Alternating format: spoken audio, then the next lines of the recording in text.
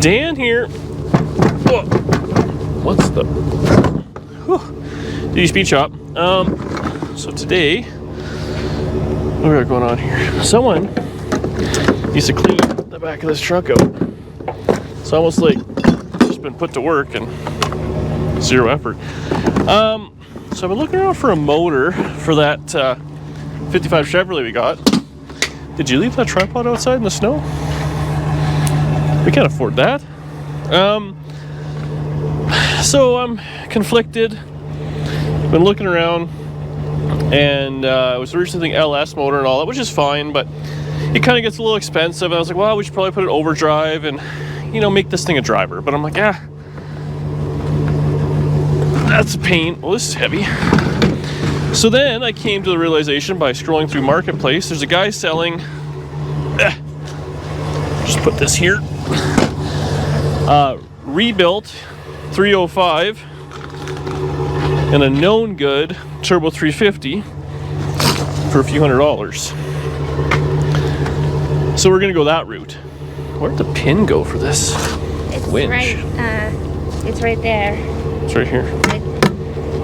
Oh.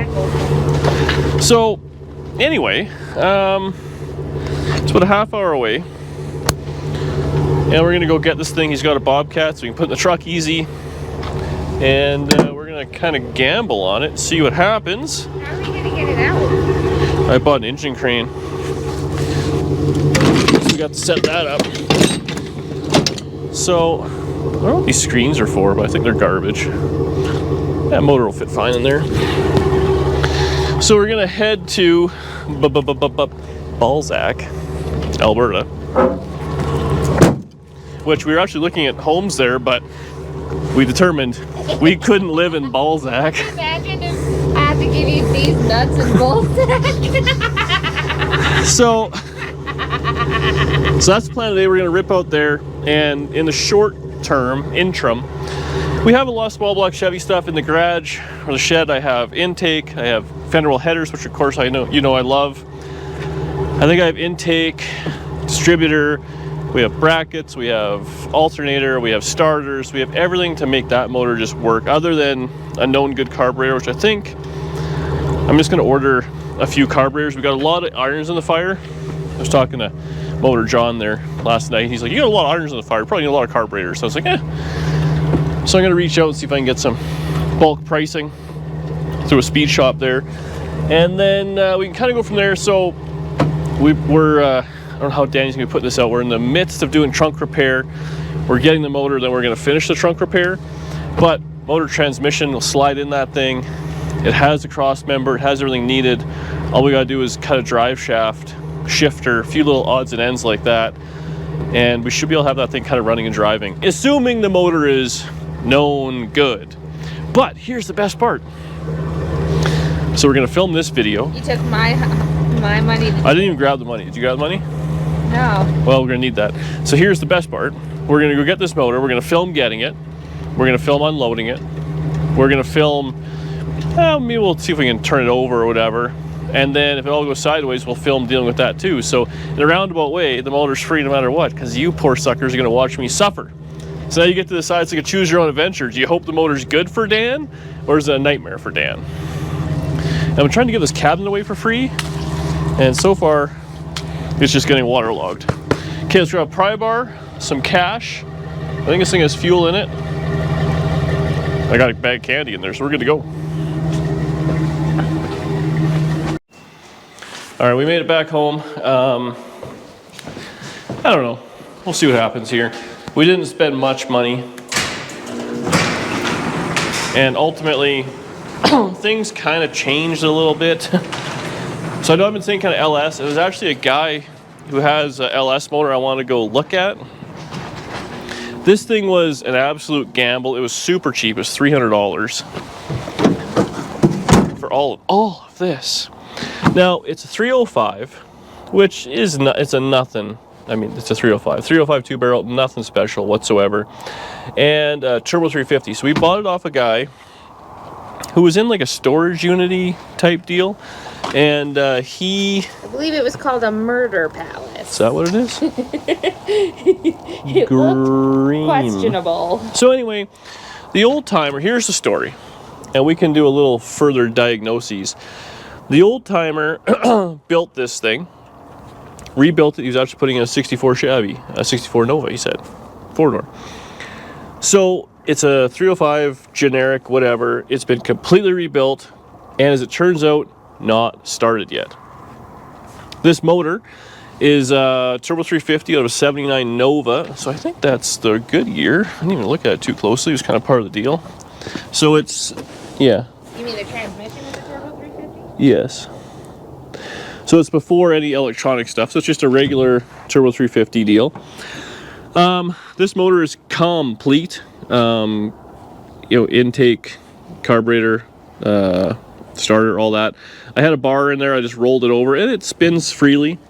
So the problem we've run into now, we can actually maybe take this thing, and it was right down the end of a gravel road too.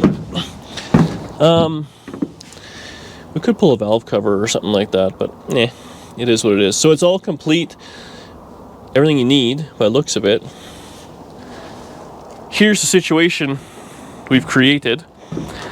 If this was just some junk motor we bought, which it is some junk motor we bought, I'd be having this thing on the garage floor right now, firing it up, because who cares? It is what it is. The fact that it's brand new, rebuilt, and I will say I tend to believe the guy. He was a very nice man. Very nice guy. He was trying to sell it for a fair bit more money than we ended up paying. I feel like it should probably go in the car with a cooling system and maybe an exhaust and a few things like that, so you can maybe hear if there's any issues and whatnot. This didn't give me the impression that it's just some junk motor that was fogged blue. You know what I mean? It looks like it was properly kind of done. $300 for motor and transmission, you can't really go wrong. A set of exhaust manifolds, a starter, some pulleys, crap like that. So I got that box of pulleys there the other day. Before that, I spent $40 for two pulleys, so $80 on pulleys through Amazon because I needed it. It has a fan. It's got, whatever. There's enough parts here. We can do something with it. So I think that is going to go in this. So it'll be 305, turbo 350, nothing special. So we're going to leave that out there for the time being. But way back when, like 20 years ago or whatever, my 47 Chevy, when I first bought it, it was a 305 turbo 350 10-bolt car. And I drove the crap out of that thing. I put the most miles on it. This thing really ripped, this glove. You want to stitch that up for me? And just fun, because who cares? It was irrelevant. And I drove that thing until it rod knocked, and then I put a fancy motor in it, then it was running hot, so I had the radiator redone, and it still was a hassle, and then all this crap, and then I bought another car, pulled the motor out of it, and it was just like, you know what, I should have just put another bone stock 305 in it and not effed with it. But such is life. So I actually just got in the mail this here is a China radiator. Has our address on it, so keep that away. But cooling radiator specialist. So I've bought this a couple times. I actually put it on the Blue Nomad. So it's a radiator, Tri-5 radiator with cooling fan on it, and I think it was $400. So how do you go wrong with that? So that's the plan with that dealio. Is we'll pull that motor trans, put it together. You want to paint it like a cool color, maybe? Don't say pink. Like the motor? Yeah. Or just say it's blue. Blue in a blue car. And if you don't want to do pink, I guess we'll stick with blue. So anyways, in the shed we have exhaust, intake. I don't think I have a carburetor, but I got to work on that. So anyways, this thing will be like a running, driving car. We got it Saturday. Today's Tuesday. So by Tuesday night, we'll have all the rust repair done at the back there. We're waiting on braces. And really by the weekend, we could probably have this thing running. And I think I get a drive shaft cut, but that is what it is. matter of week we'd have a hot rod. Which brings us to our next topic. What's up with all the Tri-5s, man? This 2-peater is nice. I feel like a lizard on a rock. What's with the Tri-5s? Okay, I hear you. We're Tri-5 heavy. I bought another car, which I thought was going to be here, but you know, when you have deadbeat friends who just can't bring the car out at your own, when you want it for free, what are you going to do? Such is life. Tri-5 seem to find me. This is a perfect example of where do you find all these cars? So people always want Tri-5s. Now I have so many people are saying in the comments, not that I really care, I work on what I like. What's with all the Tri-5s? What do you people want from me? I'm saving them. This one actually was funny. In the last couple of videos, people are going, it's too rough, it's not worth this, blah, blah, blah, blah, and it's like, so what, I should just crush it? Did you bother with all the work? Yeah, just crush it? Is that what you want? I don't know.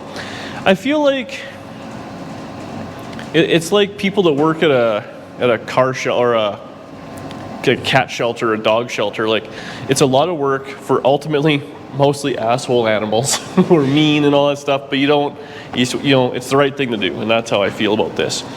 So what's all the Tri-5s? Hey, I know them forward and backwards. We have a pile of parts. I understand what stuff is. I find it easy to find parts for it. I do have a bit of a reach here and there, so it makes it easier to find stuff. And ultimately, for whatever reason, people like to give me deals and parts and stuff like that on these things, which is fantastic. At the end of the day, all of these cars were cars that had been on Marketplace or people had already had for sale and nobody was buying them. So then in comes you. These were the worst of the worst. Yeah, which is fine. Other than that 57 hardtop, I wanted that car. So these ones, I mean, that's what it is. Now, both these are not keepers. I've made that apparent right from day one, but they're further along than they were. They look cool. It is what it is. So we'll put them together. We'll make something out of it. We'll have a fun along the way and carry on. And like I said, ultimately fund the next one. This 55 that came up. Are you walking around? Watch the stairs. You're doing two things at once: filming and walking. So this 55 is a perfect example of that. This thing was up for sale for a while. Nobody really wanted it. It was kind of out of town. And Out of town. well, it was out of town. It was, if you're in Edmonton, it wasn't that far. If you lived in Edmonton, it was 20 minutes away. So if you're an Edmontonian, and you want a 55 Chevy, and you're bitching and moaning, you're an idiot. Because this thing was for sale for 6 months, and the price got cut in half, and then I offered him less, and he took that. So you're your own problem. So don't be complaining to me where you find these things. They're everywhere. You just have to give up your Saturday to go get it. Now this thing here, for what we paid for it, I mean, it's got disc brakes, which I realize are used, but disc brake kit is $1,000. Ask me how I know. I've bought a bazillion of them. The rear end, I mean, again, $500. Krager wheels. I mean, if you're not paying $500 for a set of Krager wheels with tires on them, I think that's a steal of a deal, as far as I'm concerned. Interior, door panels. All the door trim. The door trim, everything it has. This thing, I mean, it's complete. It came with the aluminum radiator, all that stuff. It has keys, it has a title. What else do you want for, $4,000 Canadian? I put some sheet metal on the back, which is going to cost me $500 to replace. The motor we're going to put in this thing was, like I said, $300. Motor trans, put that in there. It came with rear brakes to do all the back brakes, so that'll be done. So we're going to be into this for minimal things. Now again, I understand Tri-5's front and back, but when you're looking for cars, look at where the kind of deals are. The guy was a super nice guy. He bought it. He thought he was a Tri-5 guy, wanted to try something different, I guess, and he just didn't want to do it. He did other things. So we're going to be into this thing for, I'm going to say, running and driving down the road for, $5,000 Canadian with a plate on it, ready to go. That seems like a lot of money in my head still, but in today's dollars, $5,000 gets you nothing. And we'll have a running, driving car, and if we want, we're a set of doors away from two-dooring it, if that's what we want to do. And now you got a 55 Chevy two-door. They can't see you nod your head no. The internet's going to really hate this thing. Is pretty nice up in person, up close. What am I trying to say there? In person. The internet always makes it look better. It's a little bit dim light. Maybe you guys have had a few beers and all of a sudden it looks like a gorgeous car. It's very nice, but it's definitely a little rough around the edges. So people are going to lose it. They're thinking this is just like the perfect car. This is like a perfect Cuba car, you know what I mean?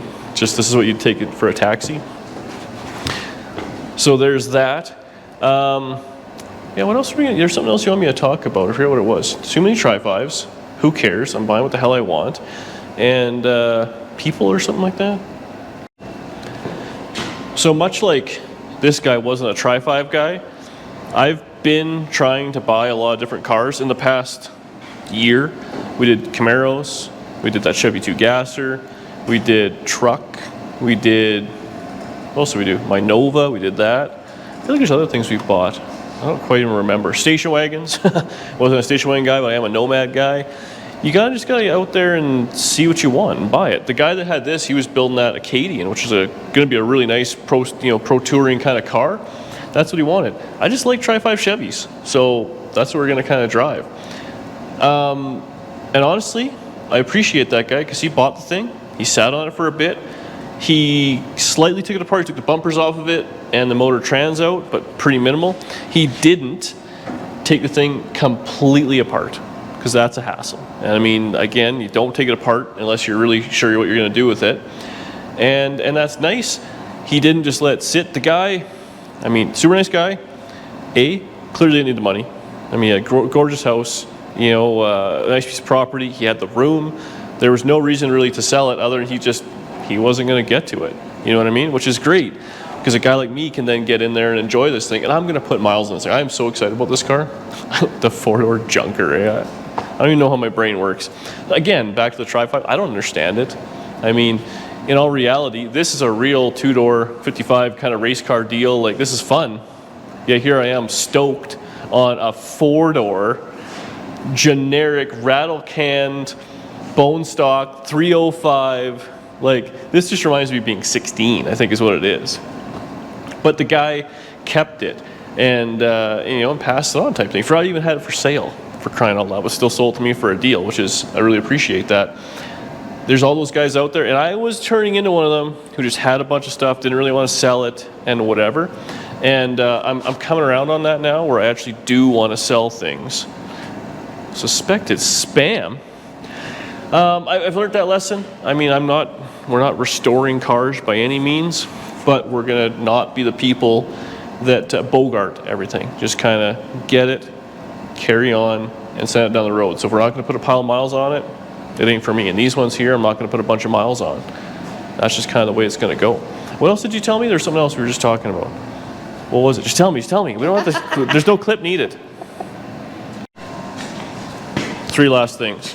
We gotta address a few things there. So we've been moved, and now we're just getting kind of set up here. And there's been a lot of questions in the comment section that are very similar. So we're just gonna address a few of those, and then hopefully we can move on. And you guys do me a favor. If you happen to see someone in the comment section, give me a hard time about the same thing. Could you just let them know this is why? The big one that we've got lately has been, so you moved, why didn't you bring all your stuff? And few reasons, and I don't know about you guys, but life changes. So for my day job, which the whole reason we're out here was for my day job. Which is a hair model for everyone that asks nonstop. Yeah, hair model. Anyways, it requires me to still be in Manitoba as well as Alberta. So right now in the short term, for sure, it's very much Alberta. We changed angles. Yeah. But I am going to be back in Manitoba. And I don't know what the end game is there. We have to figure it out. The opportunity kind of came up in a bit of a hurry. So we have to decide where I guess we want home base to be or what. We still have a lot of cars in Manitoba. We have a lot of tools in Manitoba. To move everything at once would have been a pile of work and a pile of money, and that just wasn't something we wanted to do. So while we're there, I still wanted to have some tools there. I still wanted to have some cars there. We still have a home there, a lot of that stuff. So what do you bring and what do you not? Now, down the road, will that change? And maybe we'll be primary here. I gotta say now that I'm out here, pretty nice. Alberta's a great place to live. I really do appreciate this shop. I really do like the attached garage aspect of it, which I didn't know if I would or would not. You know, a few of those things, we're on a small acreage, but it's very close to, you know, a small town, which allows Amazon delivery and food and all those things like we're living in the city, so that's great. We are learning lots about wells and septic, and I learned a lot. Danny learned a lot. Poor internet. So anyways, it is what it is. But just to circle back, I was back home, or Manitoba if you want to call it, there last week or the week before for a few days for work. I'm going back next week and then probably the week after. So there's still a lot of things there. We have a lot of friends there, we have family there. So to keep some cars there, to keep the garages, to keep some tools, it just made a lot of sense. There were some things which maybe I should have brought, which I did not, but you kind of weigh out the cost. Moving's expensive.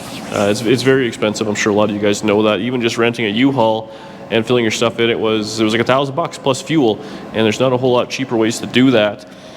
So before you know it, you're going to have $1,500, $2,000 between a flight, maybe a hotel, time off work, all these things. If you do it yourself on the cheap, but a U-Haul is going to cost you $3,000 to move your old junky stuff out here, or you just wait for some sales or whatever it is, and you can ultimately have the same amount of stuff and maybe then sell the things in Manitoba if that's the road we decide to go. So that's why we haven't brought every last little thing.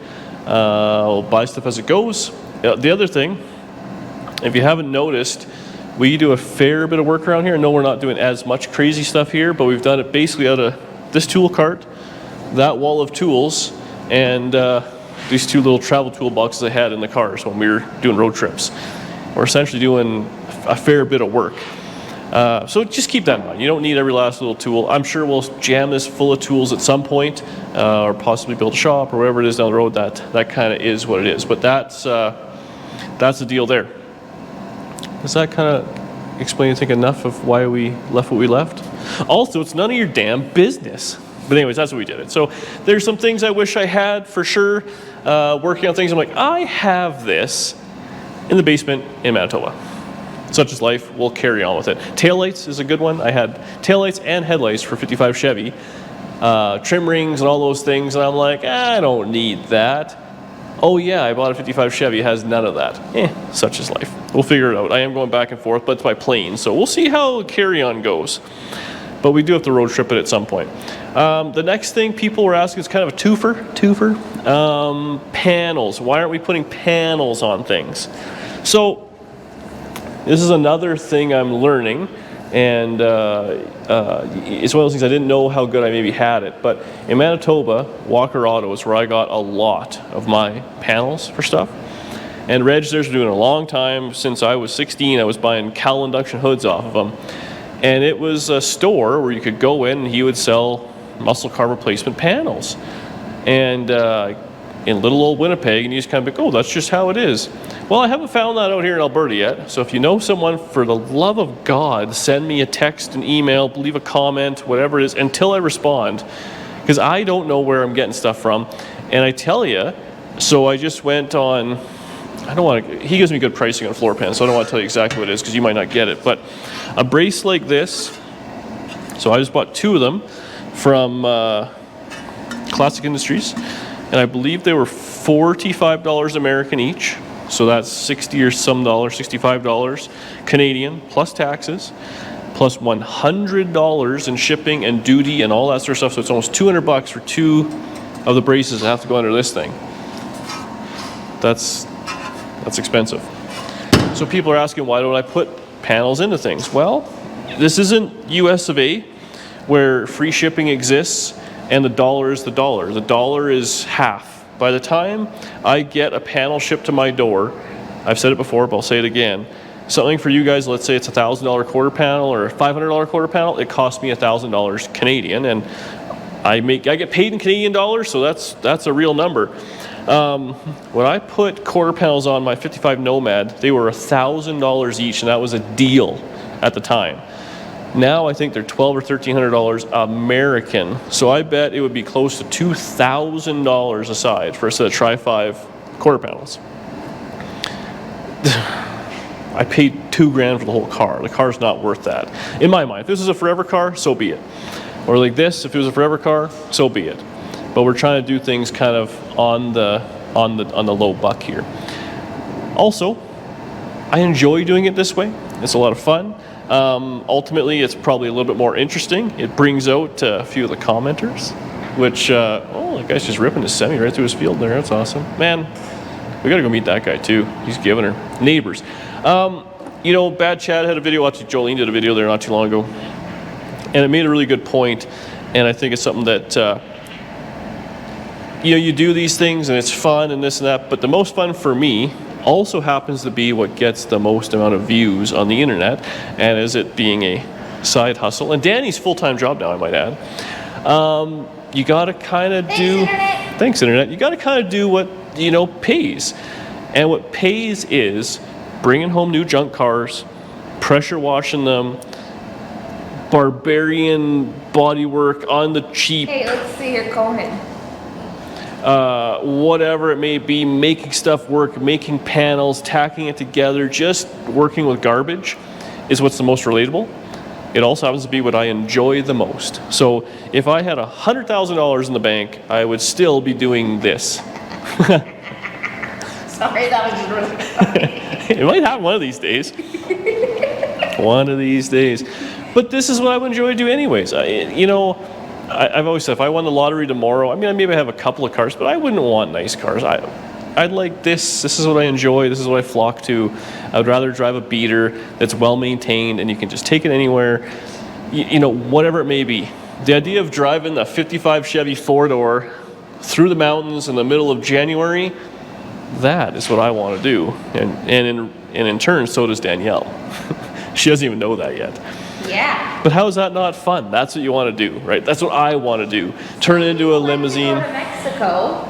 Some people like to go to Mexico, some people like hanging out there. Some people like to have real fancy paint. Some people like to have original Model A cars with like the original screw right down to the last thing. And that's their sense of pride, and that's okay. It's wrong, but that's just what people want to do. I like scrounging stuff. I like making stuff out of nothing or as little as I can out of nothing. Every now and again, I do build, I don't want to say nice, but I take stuff to the, you know, the Nomad has an overdrive transmission in it. It has a blower on it. We've done a few things with fuel injection. You know, my 55, we put that fancy motor in, which we're actually going to pull out and redo yet again. I want to change the camshaft in it for different power. It's got a 9-inch in it that I bought brand new. Like, so I do spend money on the things that I want to. It just happens to be stuff like that. Ultimately, and I mean, this is, you know, whatever, I don't want to finish cars 100%. I love getting them to slightly better than this, so the next guy can really see an image and maybe they want to take it to the next level or maybe not. That's up to them. But, and as it turns out, a lot of you guys like seeing that as well. So it really works out well that this is the stuff that you guys want. I want to do it, and it works out great. There's been a few cars we've taken to the end with paint, like that convertible. We did a decent little job on it here and there, and we could go a little bit better, but it's so much labor. I don't enjoy doing it, and ultimately I'm going to leave it sitting outside because I know I'm hard on gear. I also know myself that I can't really be trusted with nice things. That's a real hassle. So there you have it. I think that's where we're going to leave it for there. We got to get back to work. Got to clean up a little bit here. Oh, that's another thing. Man, I've been keeping it pretty clean in here. And I don't even feel like I'm doing anything different. I think that we were in such a constraint for space that it caused a lot of clutter. I'm not a clean guy, don't get me wrong. But here, I mean, I was working over here. I grabbed my little broom and I swept that over last night. I did a little bit more work. I'll sweep that over again. And then you're not stepping in it. You're not dragging it all over the place. All that sort of stuff, right? Yeah. I think I'd rather spend money on tooling, some kind of fun stuff that I would on a quarter panel for a 55 Chevy, which I'm not falling in love with. Danielle in the back. One more question. Why do you always walk to the tool cart when you put it on wheels to just take it with you? I'm still learning. I'm figuring it out. We're working through it. It's like a 12-step. I take 12 steps to get to it. Hopefully I'll do 11, 10, 9, 8 until eventually I drag it around. I don't know. it is what it is. I'm trying to be better. I'm not the best by any means, but you know what? I'm out here every day trying to save another hot rod and put it on the road and do whatever, and that's what I enjoy doing. So it may not be the best way. The way we did all the body work on this, everybody let me know how wrong it was. People are pretty mad about that bumper. Yeah, I cut the bumper. Man, I tell you what. So here's another thing. I have tried to straighten a Tri-5 bumper with Murr, and it is a to do. Like, it's unbelievable. It's so hard. Like, we had crescent wrenches on it and everything, and it's got so much strength that when you're pulling on it with like a big honking crescent wrench, it just bends like where the crescent wrench is, it mangles the bumper there. It wasn't like it was some mint bumper either. And they're the same, a 4-door and a 2-door and all that. If it was a wagon bumper, something might be a little different. But for me, cut it off. We got to it. We'll figure it out. It wasn't worth the $50 bumper at a swap meet or whatever it may be. So there you have it. My thoughts to the internet. Keep giving me a hard time. I love every minute of it. And ultimately, I'm going to do whatever the heck I want, whenever I want, which involves supper right now. Is it ready? Tacos? No. Okay. Well, thanks for watching. We'll see you on the next one. Hopefully you enjoy a little Tri-5 content, preferably 55 content, because we got a lot of it coming. That's what's in stock. That's what's in stock. I can't wait to put that 305 in this thing. Just junk. I'm 17 all over again. We'll see you on the next one.